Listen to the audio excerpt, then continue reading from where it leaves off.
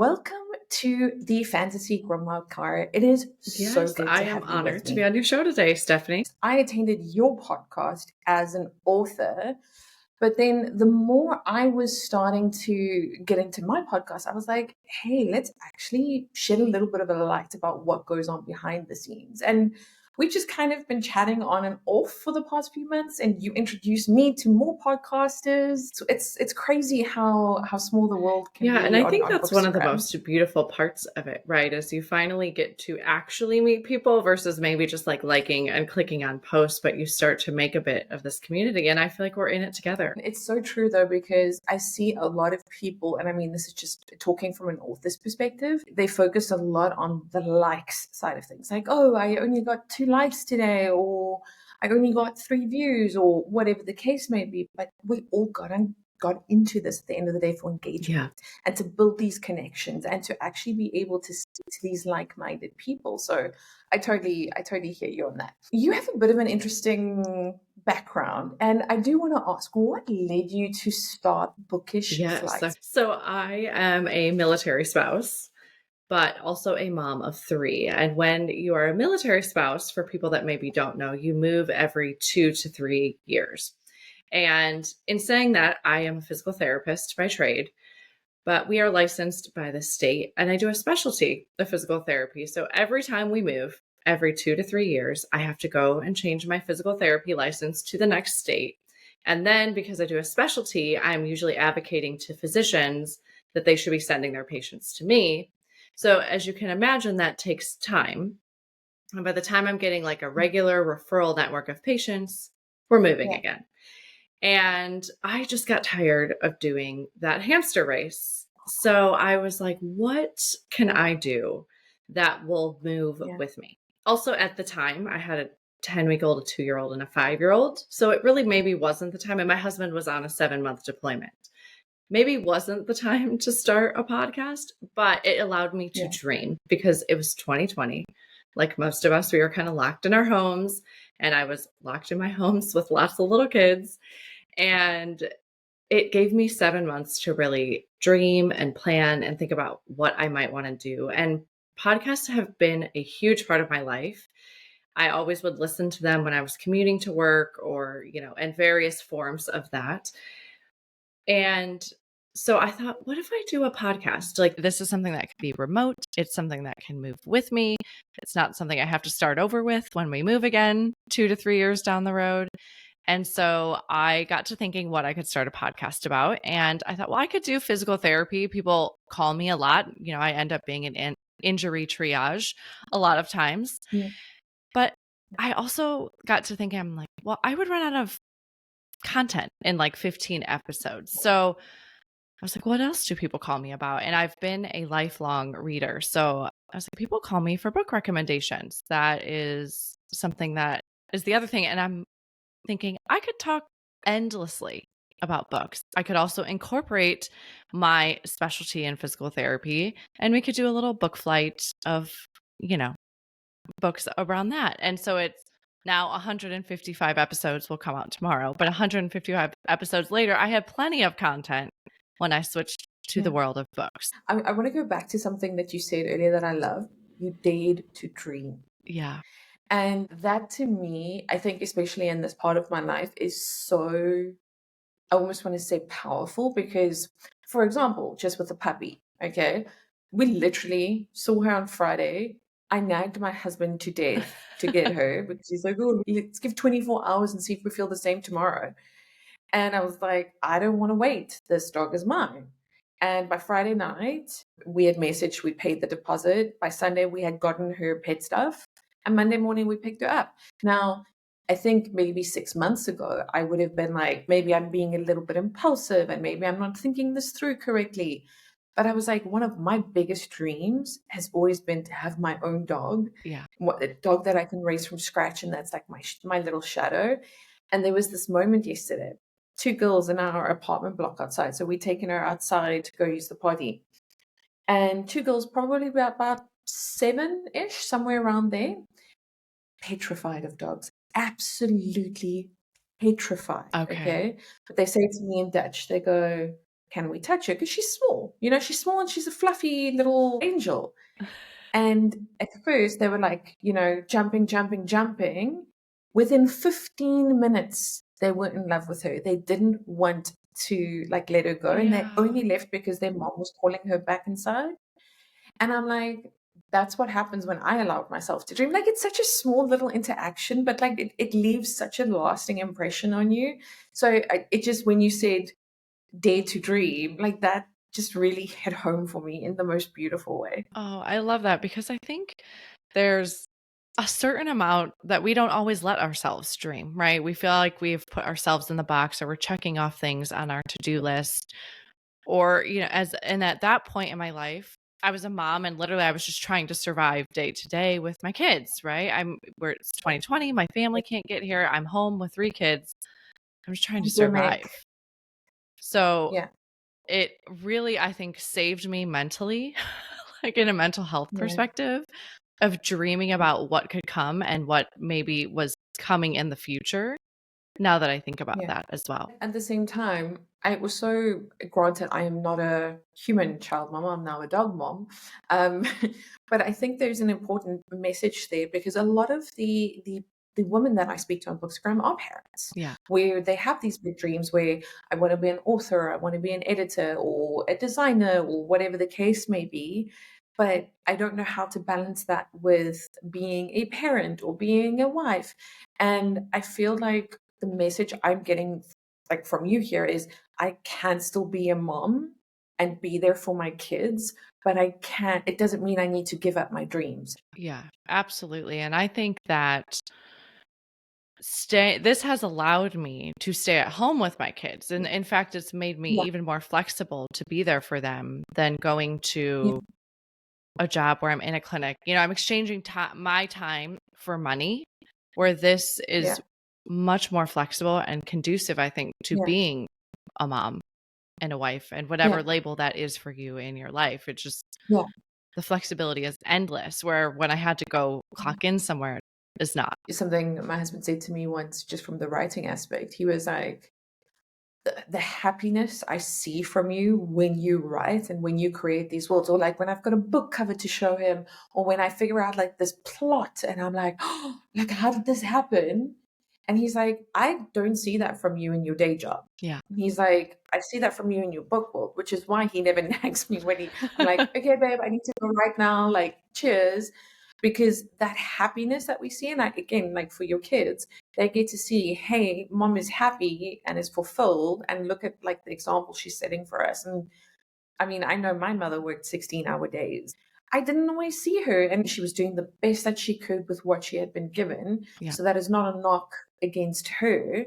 But I feel like if my mom had been given the choice back then to work remotely, to be there more for me, she would have taken it. Almost 155 episodes at the time of recording this episode. And I want to know, this is a two-part question. From the first episode to now, highlight episode, like what is an absolute standout? And what is maybe the most challenging moment you've experienced so far? All right. So my highlight episode, I would say for me, was Kristen Hanna.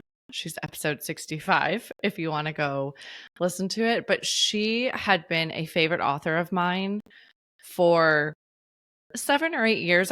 Since I had read The Nightingale was the first book I have read of hers. And I then fell in love with every other book I read after that. So she was a guest for me that I was thinking, I'm going to build the show and I'm going to offer for her to come on. And Yeah. it worked. I couldn't believe it. So for me, just having, for me, I don't watch TV. I don't watch a ton of movies, solely just based off time. I'm so tired at the end of the night that I'm falling asleep, but I usually choose a book, whether that's 2 or 10 pages I get through. It's to be determined on the night. But Yeah. so for me, authors are my celebrities because I'm not paying attention to television or movies or things like that. So she, for me, was like the pinnacle of who I wanted to have on the show because she is my favorite author. So that could be relative to anybody, right? Any podcast host. But for me, that was my number one challenge. I still struggle with time.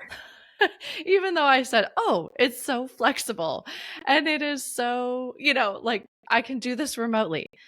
But time, we have so little of it. And so fitting the podcast in, right? I think there's so much that goes on in the background that maybe I was not aware of, maybe naively in a good way, because I don't know that I would have taken on the podcast if I would have known. Now I have a dedicated day in the week that all of my kids go somewhere. We have a hybrid schooling, homeschool situation.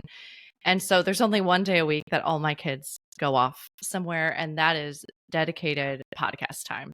I'm like, it is not for running errands. It is not for doctor's appointments. That is strictly for podcasting. So that Yeah. has really helped. But they don't do that in the summer. So now I'm back to the drawing board of trying to fit this in the cracks of the day. But like you said, I love it. I enjoy it.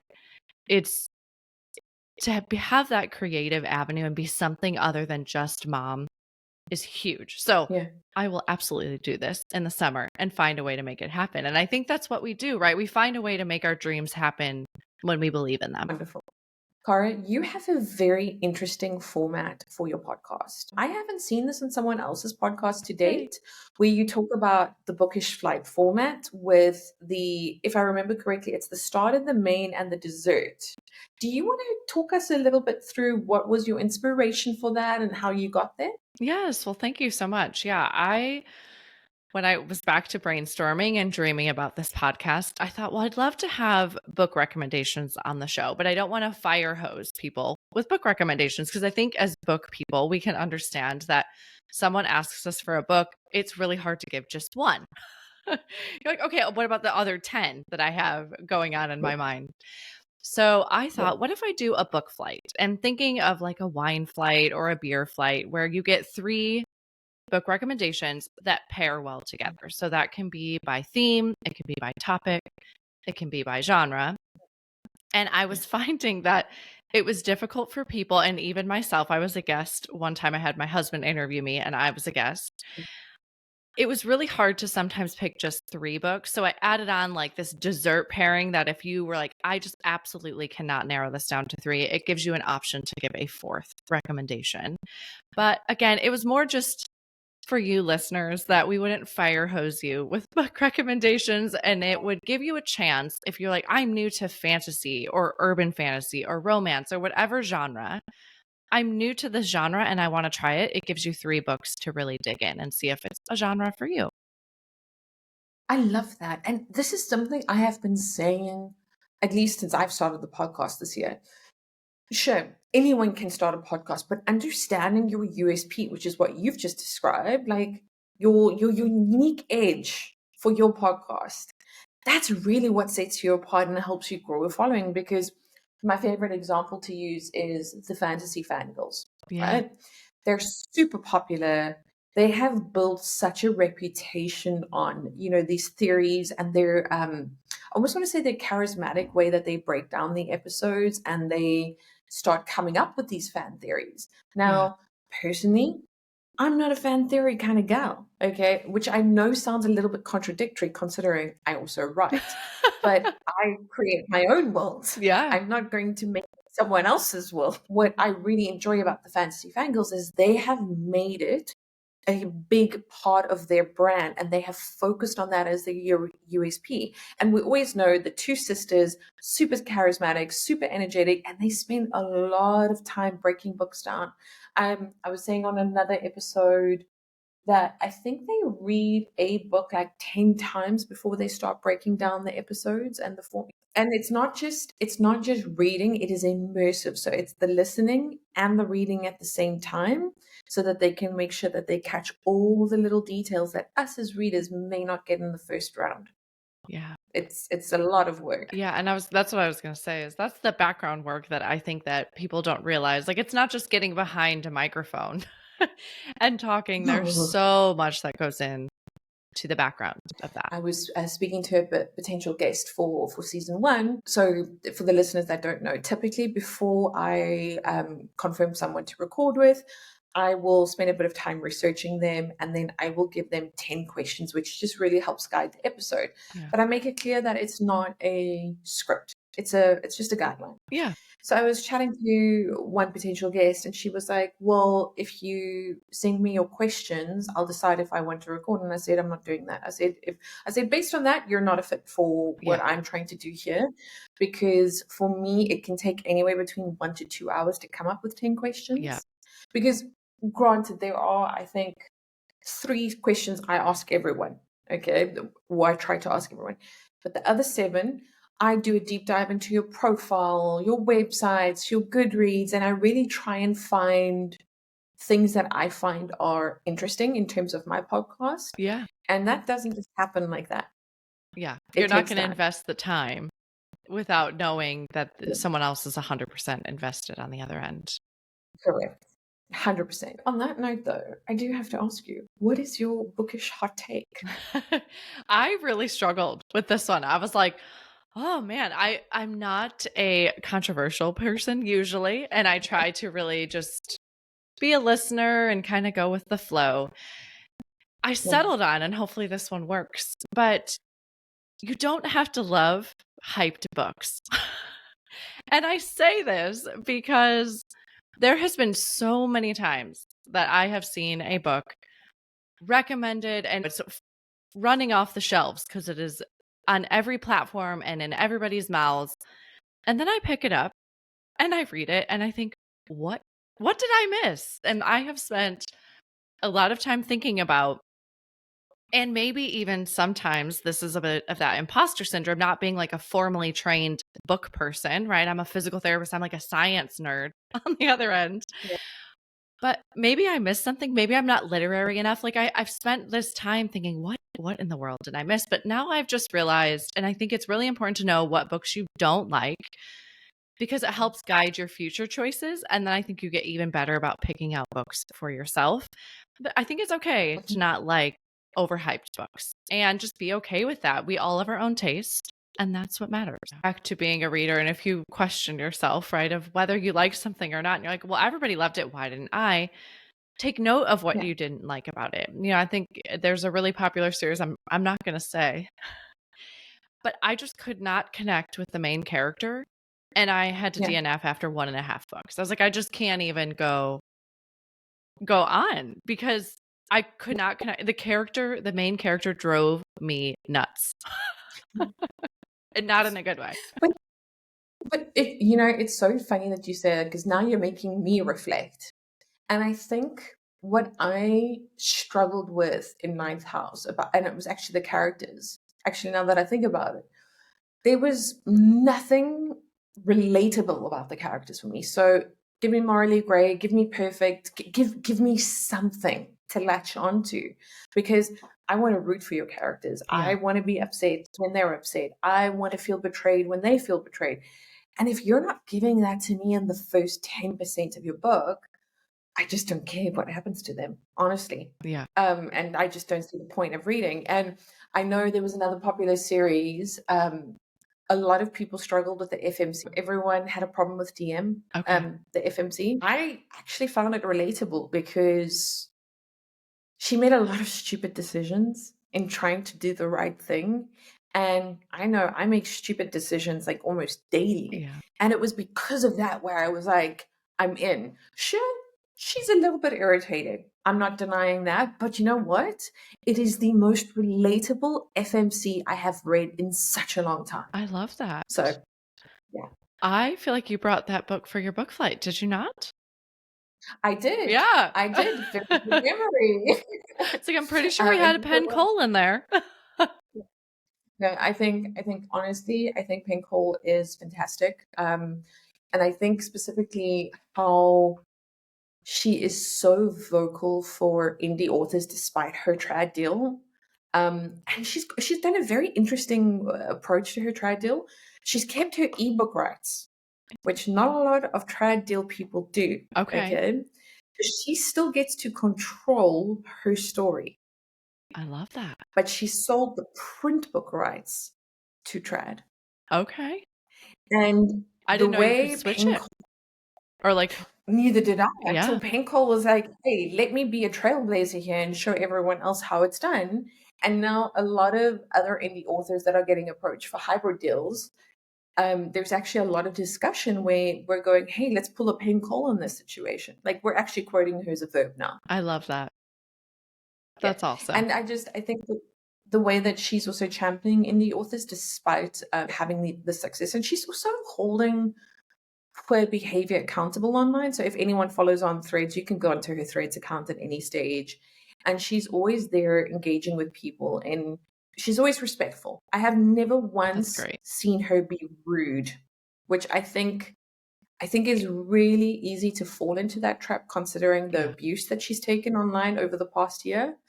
So yeah, I've soft spot for pen call over here. I think she's Yeah. incredible. That's a really fine line to walk, I think. Holding people accountable but not being rude, and then taking the backlash from that. I know that when I am looking for guests, there's a few things that I look at. I personally don't have a guest application thing. I more approach potential guests one on one and I see if there's a fit through a few questions before we go ahead and schedule something.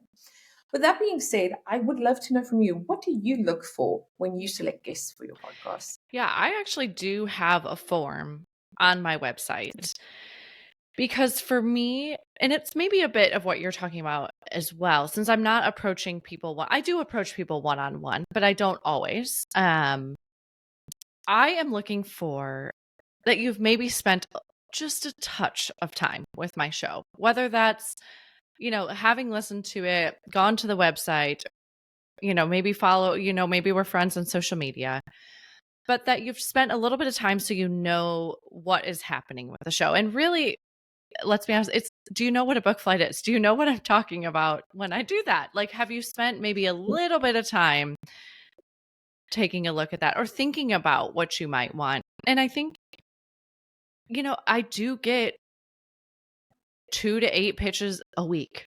So you have to stand out in some way. And that Yeah, doesn't mean in some shocking type of story. As I'm saying, it's in like a relationship type way. Have you spent a little bit of yes, time with me? I know, again, maybe not in one-on-one on person, but yeah. hey, I listened to X episode and I loved their book flight. And this is what I would do if I brought a book flight, and maybe, yeah, you do have an interesting story to tell. But I really think for me, it's just having a little bit of, that time there. There's one guest specifically. She and I have followed each other for a very long time, but she was never on my radar specifically because she writes fantasy per se, but I almost want to say the nature of her books just never crossed my radar. And it's Sure. not a bad thing, it's just, it is the way it is. And she reached out to me the one day, but she kind of pitched me, but the way that she pitched me, I had so much respect for her. And I was like, yes. I was like, immediately, yes, because I was like, that kind of courage is what I want to talk to. Like, that's the person I want to talk to on my podcast because putting yourself out there like Yeah. that is so scary. We're already doing it as authors, sure. But now we can't just come out and write our books like we thought we were going to do. We actually need to go on and market those books as well. So for me, she was just a standout pitch. And there actually have been one or two. I made the mistake of putting a social media post out. I thought with my baby's podcast account, I wouldn't get a lot of traction. And then someone shared my post.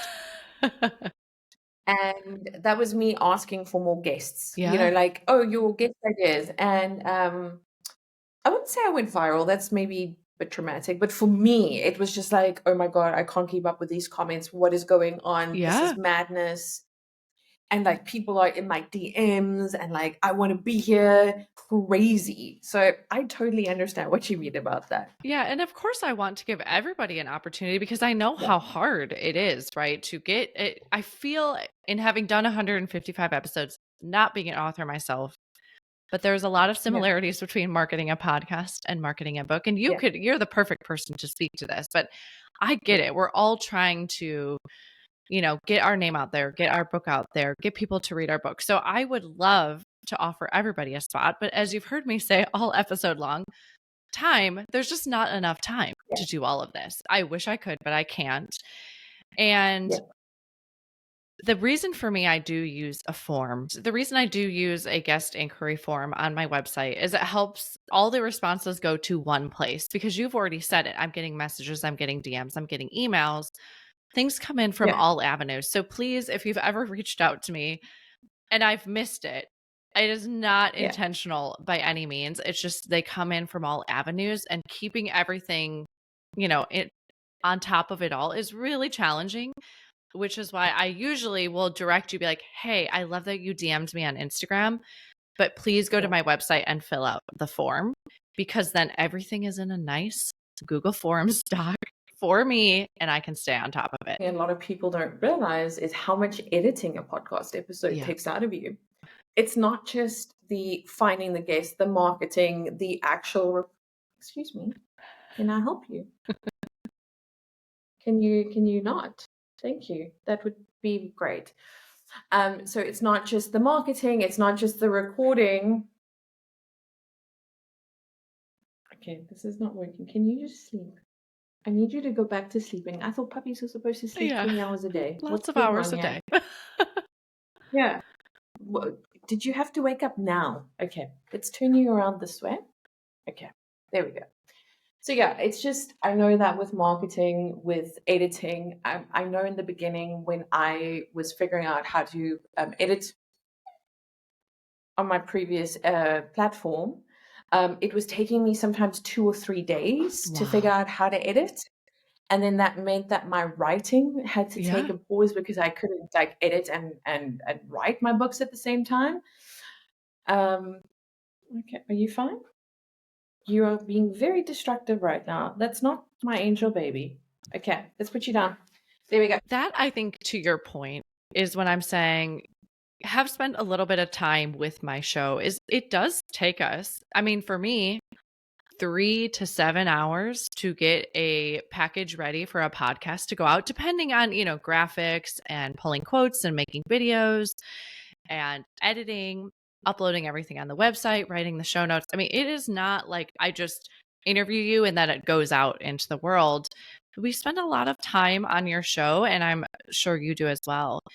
But you spend a lot of time making something for us both. And so I really want to make sure you have genuine interest in being on my show, genuine interest that our episodes do better when they're shared by both of us. I've spent a lot of time making this something for you. And so that's really where I guess I go back to, having spent a little bit of time with me or my show or interacted with me to show, that. So I want to actually comment on that because I have had 1 or 2 guests where I've actually had to approach them on the day that their episode went live. And I was be like, hey, would you actually mind sharing your episode? Yeah. Because I think it's very difficult for me as a podcast host to keep expanding the reach of the listeners if I don't have you to collaborate with me on your episode. Now, I'm not talking about someone else's episode. That's their problem. But if, for example, Caro, when your episode goes live, 100% I'm going to ask you to share it because that's how this collaboration Yeah. works. Because not only am I promoting you as a podcast host, but because this episode is about you, I'm going to expect that you want your followers to know about it because that's kind of how the social media thing works. And it has, I think that's been a big lesson for me, at least in season 1. Not everyone realizes that. And I Yeah. didn't realize I was going to have to explain that part. I know it is very interesting, especially when you've been approached to come on the like someone approaches you to come on the show and then doesn't share it. It's been an Yeah. interesting learning experience for me as well. But I think you bring up a great point. It is a collaboration at the end of the day. So it's like if I think back to your episode that we did together, where I came onto your podcast, I sent it to my mom. I was like, you can listen to this. Because I was like, that's the one thing that my mom could actually, get involved in. But at the same time, if we look at marketing from an author's perspective, right? We have our social media channels, which is great. We have our newsletter channels, which is great. Yeah. The newsletter ones are a little bit harder to build and they take a lot longer. So we a lot of the time talk about diversifying our marketing. So don't put all Sure. your eggs in one basket. Don't try and do too much at once. Okay.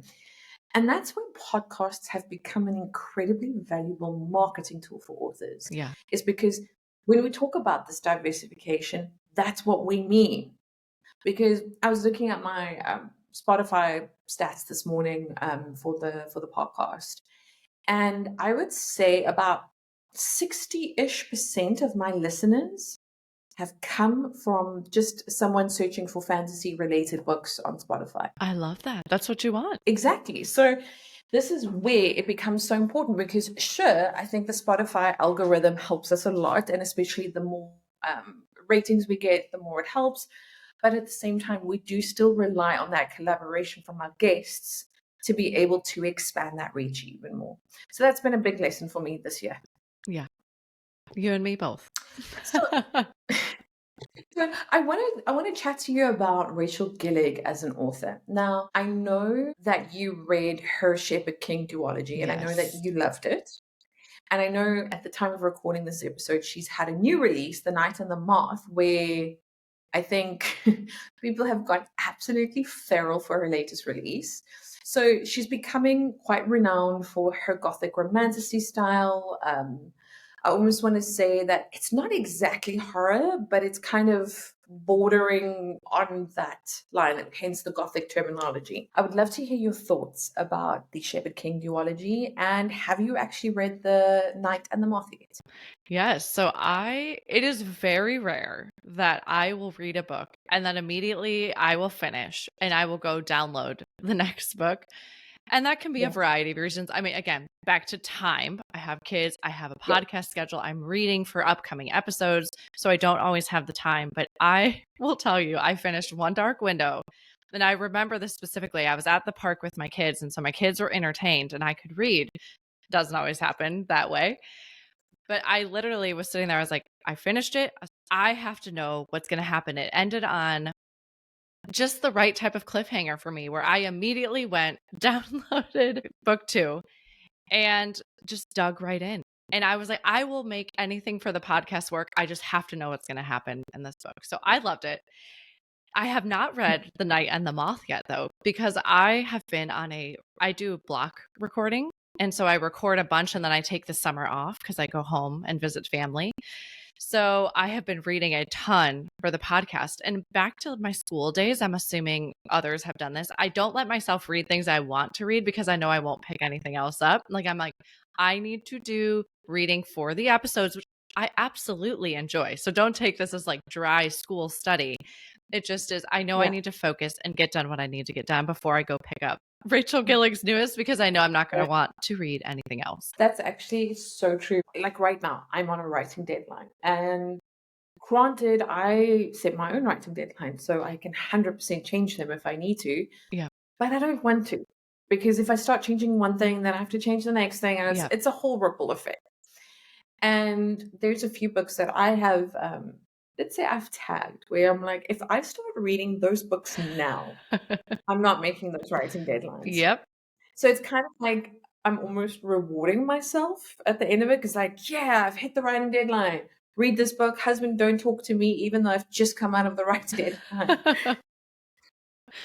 Yes. On that note, though, I do want to ask you, especially knowing your podcast format, what's one fantasy book that you think deserves way more love than it's been getting from the Bookstagram community? Well, I loved your book, The Rule of the Damned. I loved it. That for me, I was like, I love this book. And that's not necessarily a typical genre for me. I think I've read some urban fantasies, but I feel like you all are few and far between. And so I loved that. And I'm from Chicago. So being set in Chicago, it really had me gripped in there. But another funny piece of this is the other reason I came up with the book flight is there was terms I would say to myself, like, I am not a fantasy reader. I would say that, but then I'd have these moments of, well, I don't really read fantasy. So how in the world can I say that I don't like fantasy or I don't like horror or whatever it was? So that was the other part of when I was creating this show, is back to, I'd already said this in the beginning, but was what if someone came on and gave me 3 fantasy recommendations and I try reading these books and then I can really determine whether I enjoy fantasy or I'm not. And well, it turns out I loved fantasy and it was a whole world of escape for me. Yeah. But I don't know. And the reason I give you that preface is I don't know if this book was probably really hyped. It just was the kind of maybe the gateway book to fantasy for me as an adult. So I loved Mistborn by Brandon Sanderson. I know he's a huge author, so I'm sure this book was hyped.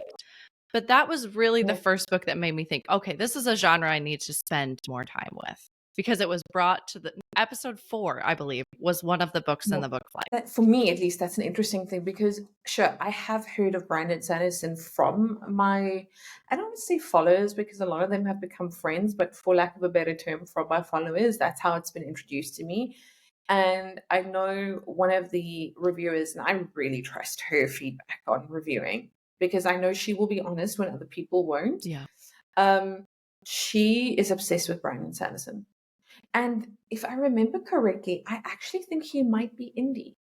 Okay, which is, it's, I think in a big time author sense, is maybe not the traditional, no pun intended, route to go. So I love how he's kind of like, let me do my own thing. I think that's also a really great example for us, maybe indie authors. Yeah. But I actually don't see a lot of people going on about his books. So I don't think that's a very overhyped answer, believe it or Yeah. not. Well, and as I was thinking about that question, I was like, man, this probably could have been a really hyped fantasy book. I just was so outside of the realm of fantasy at the time when it came out that I have no idea. But I loved it. Yeah. It was my gateway to being like, give this genre more of a chance. I still need to read it, if I'm being completely honest with you. I have been digging my heels in a little bit just because I know it does lean a little bit more into the epic fantasy slash sci-fi territory, which I'm fine with, by the way. I read any fantasy, like I don't discriminate. Yeah. But for me right now, I need something just a little bit easier to read.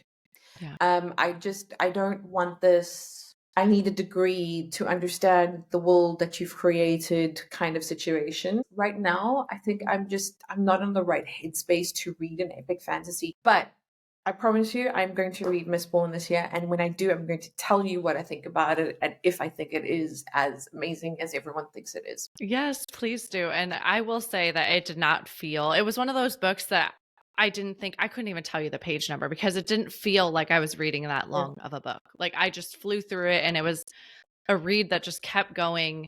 And it did not feel like, oh man, I'm slogging through a doorstop here. And those are the best though, like the books where you get to the end and you're like, well, where's the rest? When you have that feeling, I feel like that's the best compliment you can give an author, because when we're writing a story, like if you think about it, we're moving someone with our words. Yeah. And if we can move you in whatever capacity, whether it's anger, frustration, pick your potion, I think we've done a good job. Yeah. And now so my go-to genre for a long time has been historical fiction. And having had some historical fiction authors on the show now, Kristen Hanna, Kate Quinn, they both have come on and talk about the comparison between fantasy and historical fiction in the sense of world building. Yeah. And that they're like, we have to create Paris in 1943 during World War II and bring you to that time zone. So there is this bit of world building that goes on in historical fiction. And that to me just was like an epiphany of, wow, that's probably why I really love fantasy too, is because I've just been in this realm of historical fiction for so long that, this escape, this going to another culture, another time, or another world in a fantasy novel. And I've loved it ever since. So I'm really glad I started the show to decide to be like, I really want to dig into other genres that I say I don't necessarily love and see if I truly don't love them or maybe I just picked up the wrong book. Now that you say that, there's been one or two, and I'm not going to name the authors or the books, that I've picked up as an introduction to an author, popular authors who I love and respect and cherish. And I've read the first few pages and I'll be like, okay, like it's fine, but I'm not particularly excited about it. Yeah. And I almost want to say I soft DNF'd it, came back to it like 3 or 4 months later, and I was like, Now it's clicking for me. I'm in the right headspace. In my case, it was the timing was off, and because I am so dictated by my mood. Yeah. If I am not in the right mood or the headspace to read a book, it ain't happening. Like right now, being on my deadline, reading is not a massive priority for me because my head is in other things. Yeah. When I'm in the mood, like I was beta reading for Elle, you had it on your episode as well. So she needed me to beta read book 3 for her Okay. in her trilogy. But I hadn't started reading book 2 yet. I was like, give me 3 days and then I'll be ready. Yeah. And then she was like, how? And I was like, girl, when I am motivated, I am motivated. I will get through that book. I will be able to pinpoint all these things. And by the end of it, she was like, okay, well, here's book 3. Like, Yeah. And then it's you fresh for finished you that too when you go into book 3, right? Like Exactly. you're just coming off of it. So you're like, I can see if this ties together and all of that. Exactly. Yeah. So it was actually a massive advantage. But yeah, I think again, back to the point of you need to know what you don't like. And it's not going to be Yeah. what Susie or Sally or whoever over here said. It's you need to know your taste. And I think that only helps further guide your next book choice. I do want to ask if there is someone listening to our conversation, because we're 2 podcast hosts. Obviously, we have other talents and other interests, but for the context of this recording, we're the 2 podcast hosts.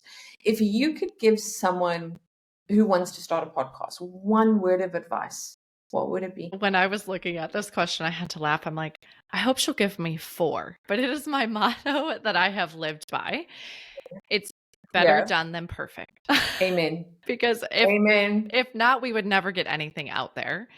And it doesn't mean I do a bad job, but at a certain point, you just have to hit publish. Yes, fully agree. Can I make a confession on that note? Yes. Just to agree with you. My final episode of season 1, the last 10 minutes, my guest's camera went. So for like the first 32, 35 minutes, her and I were vibing, no problem. Yeah. The last 10 minutes, it's me talking into the ether. Like I can hear her, but I can't see her. Yep. So it looks a little bit weird. So I chat to this guest and I say to her, listen, if we need to re-record again, that's fine. Like I'm totally not, but like this is a phenomenal episode. So we need to make a decision together.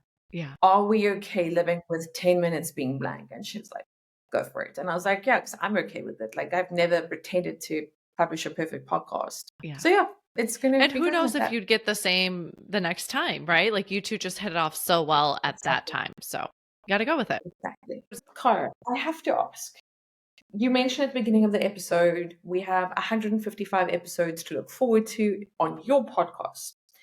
What else can we expect from the Bookish Flights podcast for the rest of 2025? Yeah, this was a great question for me because I have pretty much already recorded all of my episodes for 2025. Like I would have to map it out on a calendar, but I think I'm close. Yeah. But I call it the BFF book club, which might be rebranded a bit soon to like these meet the author type chats that I added on. I added them on last fall. And essentially, I wanted to make more of a community space where I can interact with you, right? Where it's not just me putting out a podcast episode and you listening to it, but we're not really having interaction. And so I really wanted to create a community where we could read the same book together. And then you get to join me for a live interview with that author. So with the guest. And it allows us to have a bit more interaction. So I'm taking a break for the summer because like I said, I travel for most of the summer. And I think summer's just such a busy time for a lot of us. So that will be starting up in the fall again. We'll be starting this kind of meet the author. I might, like I said, rebrand it, but a book club experience where we can meet, we can interact, but also the author joins us on the call. So that will be starting in the fall. And I think that's really the biggest thing on the horizon. I'm like, I already have to start thinking for 2026 since I've recorded through 2025 mostly at this point. I know this is not about me, but thank you for making me feel better about recording so far in advance. I had 1 or 2 guests as I was finalizing some of my episodes for season 2. I know not all podcast hosts break it up into seasons, but for me, I was just like, from a planning perspective, it just helps me know my target dates, Yeah. basically. And one guest was like, oh, well, that's too far in advance. And it was just like 3 months. It wasn't like a massive, I'm not talking like 6 to 8 months in advance, because I would believe a lot of the content that we discuss in that sense would then become stale. Yeah. I said to her, well, that's the best I can offer you, because, again, like we've been speaking about, I need to record. I need to make sure I have enough episodes in the bank so that if something happens to me for 1 week, or I just need to take a break for my own mental health, Yeah. it doesn't affect the pacing that I have established. So thank you for giving me a little bit of validation there. Yeah, I think that there's something to be said about having a little bit of, we need time to edit, right? It's not going to be a Yeah. turnaround. I mean, I could do a 1 week turnaround, but to do a 1 week turnaround with Yeah. every episode, that would be exhausting. So Yeah. there's times like right now, because I'm so booked out, I have paused booking any new interviews solely because I Mhm. don't want it to be like, okay, well, this is going to come out in 7 months, it's come out in January or whatever that's going to be. So I will pause for booking interviews so it doesn't seem that it's so far out when we talk versus when Yeah. there's publish. If anyone listening loves your vibe, they want to connect with you and get a hold of your podcast, what is the best place to connect with you and support you? I would say Instagram, because I think that there we can interact, right? Of course, you can find the podcast on any of your favorite podcasting platforms, but it's really hard to interact on there. So through Instagram on the DMs would be great. I'm there. I spend most of my time there. I can confirm that you are very good at responding to DMs. So that's a big way that we've been interacting. But I will also pop your episode links in the channel. Hold on, my husband's just come home and the baby's just waking up. Okay, hold on. Yeah. I was gonna do the outro. Sure, but you're now good. is she wait, she really? All right. I know we've had a few challenges getting our episode up and running, but I do want to thank you for being here. It has been incredible to get to speak to you, to get to pick your brain and actually just understand your experiences a little bit more and what you go through when we listen to the Bookish Flights podcast. Yes. Well, I hope you have an incredible day and an amazing summer holiday with your family. yes. Thank you so much, Stephanie. I have just absolutely adored getting to know you in this space, and I hope that we continue our friendship because you're a bright light. So thank you.